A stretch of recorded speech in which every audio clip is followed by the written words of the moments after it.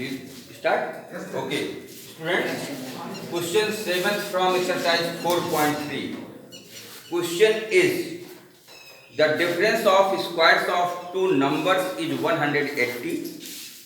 The square of the smaller number is कितने times है? 8 times. 8 times the larger number. Find the two numbers. ठीक है, इसमें दो कंडीशन दी गई है.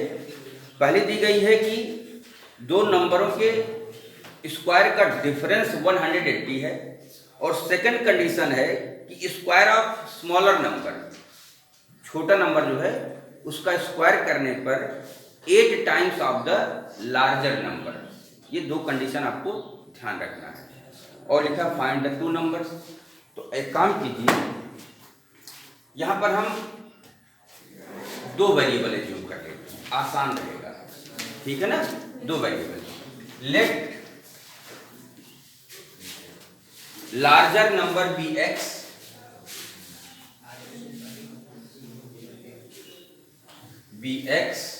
And smaller number be y. दो नंबर है, एक को हमने एक्स मान लिया, दूसरे. ध्यान रखना कि लार्जर नंबर को हमने एक्स एज्यूम किया, चाहे तो वाई भी कर सकते थे, ये आप पे डिपेंड है. Larger number be x and smaller number be y. कोई डाउट? अकॉर्डिंग टू क्वेश्चन करा उनके स्क्वायर का डिफरेंस, तो हम बड़े में से जो छोटा सब्ट्रैक्ट करेंगे. इट मीन्स क्या समझ में आ रहा है? एक्स स्क्वायर में से वाई स्क्वायर को सब्ट्रैक्ट किया जाए तो रिजल्ट आएगा 180. X square minus y square equal to 180. Equation first. क्या सभी के समझ में बात आ गई? जी सर. कोई डाउट नहीं? No sir. सेकंड कंडीशन में दिया है कि square of the smaller number. कौन है स्मॉलर नंबर? ठीक है, इसका स्क्वायर किसके इक्वल है? 8 टाइम्स द लार्जर नंबर. किसकी समझ में आ गई इक्वेशन? बहुत बढ़िया. श्रेया बोलो. x square equal to 8y. 8y. ठीक है ना? Absolutely right. स्क्वायर ऑफ, एक minute, square of smaller number हो. एक चीज थोड़ा सा, हमने स्मॉलर नंबर को y एज्यूम किया. It means y square equal to 8x. Shreya ने थोड़ा सा कंफ्यूज हो गई थी, इन्होंने x square equal to 8y बोल दिया, तो वो नहीं होगा. स्मॉलर नंबर हमारा y है, तो y का स्क्वायर जो होगा लार्जर नंबर का 8 टाइम्स है. Is it clear? समझ में बात आ गई? जो क्वेश्चन में लिखा उसी से इक्वेशन बन गई. इट इज इक्वेशन सेकंड हो गया. अब जरा देखो, सेकंड इक्वेशन से y स्क्वायर की वैल्यू फर्स्ट इक्वेशन में पुट कर सकते हैं. पुट कर सकते हैं.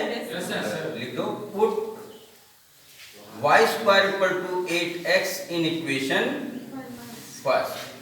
ओके, यहां पर देखो जरा, ये हमारी फर्स्ट इक्वेशन है. x स्क्वायर ऐसे ही रहेगा, y स्क्वायर के प्लेस पर 8x लिख देंगे, माइनस 8x इक्वल टू 180.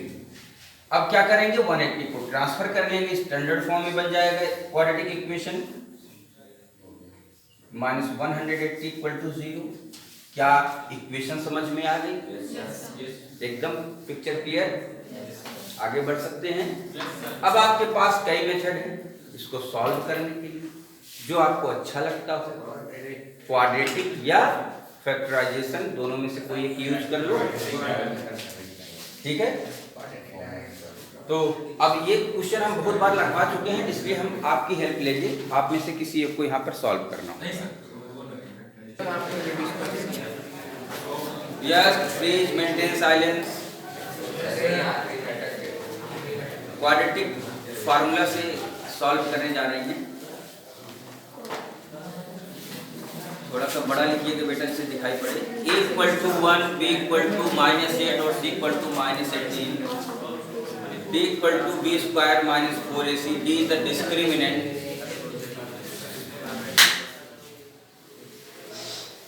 और ये b स्क्वायर माइनस 4ac को कैलकुलेट करेंगे तो आ जाएगा 64 minus 4 into 1 into minus 180, 64 plus, बता दो भाई कितना होगा? 720 होगा। Yes sir. कितना आएगा? 784। ओके, हाँ जी। d की वैल्यू आ गई। फार्मूला लिखिए, quadratic formula, x equal to minus b plus minus under root d भी लिख सकते हैं अपॉन 2a, 8 प्लस माइनस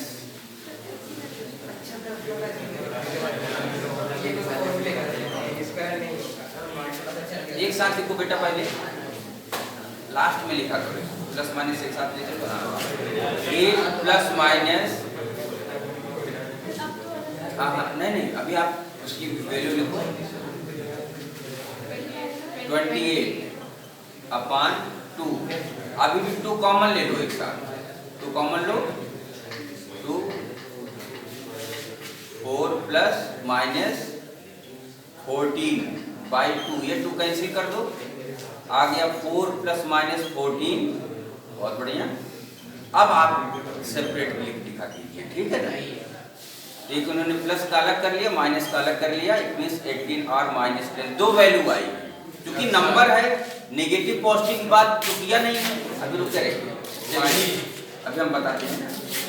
तो अभी ये x की वैल्यू आई, आपसे नंबर पूछ रहा था, लार्जर नंबर और स्मॉलर नंबर दोनों बताओ। तो हमको किसकी वैल्यू मिल गई? लार्जर नंबर x की वैल्यू मिल गई है। अब आप इसमें इस वाले सेकेंड इक्वेशन में पुट कर लें तो आपको y की वैल्यू मिल जाएगी, ठीक है ना? तो एक बार y x की वैल्यू 18 इसमें पुट करो, put x equal to 18 in equation second. It means y square equal to 8 into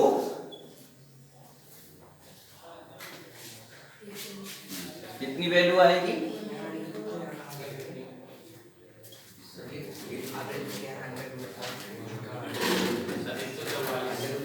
144।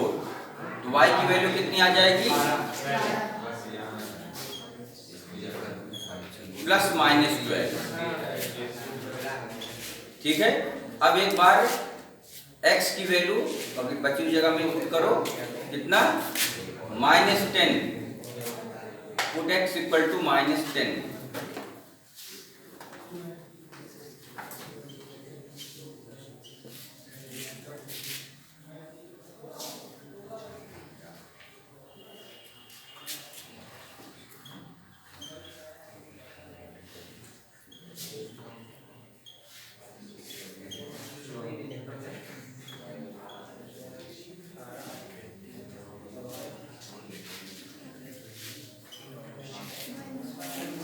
तो ये नहीं पॉसिबल है, हमने आपको इसलिए करवाया कि आप चेक कर लो ये वाली वैल्यू पॉसिबल है। अगर हम बताते नहीं पॉसिबल है तो हो सकता है आपके समझ में ना आता, तो यहाँ से आपने क्लियर कर दिया।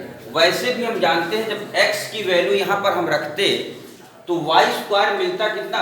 -80 मिलता। ये भी पॉसिबल नहीं था क्योंकि किसी का स्क्वायर निगेटिव हो ही नहीं सकता।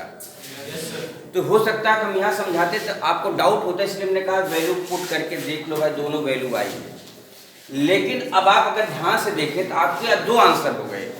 When you put value x equal to 18, x की 18 वैल्यू पुट किया तो आपको दो वैल्यू मिली, y की 12 भी मिली और -12 भी मिली। तो आंसर यहाँ दो हो गया, एक 18 और 12 और दूसरा हो गया 18 एंड -12। इज इट क्लियर और नॉट?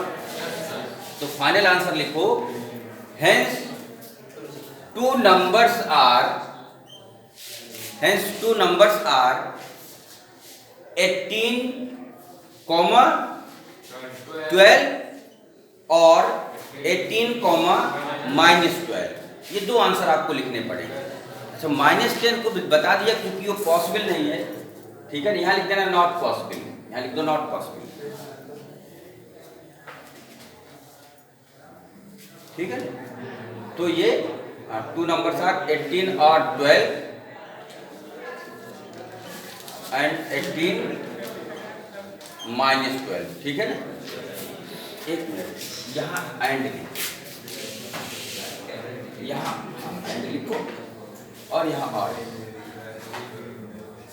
ठीक है ना। ये दोनों आंसर है, ये और ये 18 12 लेकर के भी कंडीशन सेटिस्फाई कर रही है और 18 माइनस 12 भी लेकर के कंडीशन को सेटिस्फाई कर रही है, इसलिए दो आंसर हो गए। किसी को डाउट? थोड़ा टेक्निकल चीज है, देखो यहाँ पर दो वैल्यू आई, एक हम नॉट पॉसिबल लिख सकते थे, यही लिख सकते थे, ये करने की कोई आवश्यकता ना पड़ती। ये तो हम आपको बता दिए कि क्यों हम नहीं करें। डायरेक्ट यहाँ से हम जान सकते थे, आप x की वैल्यू -10 पुट करोगे, y स्क्वायर इक्वल टू -80 मिलेगा, और किसी का भी स्क्वायर कभी नेगेटिव नहीं हो सकता। Okay, any doubt? तो हम यहाँ पर भी डायरेक्ट नॉट पॉसिबल लिख देते माइनस, और केवल यहाँ तक सॉल्व करते हो, फाइनल आंसर लिखते, इसकी कोई जरूरत नहीं। ठीक है, आगे बढ़ा जाए।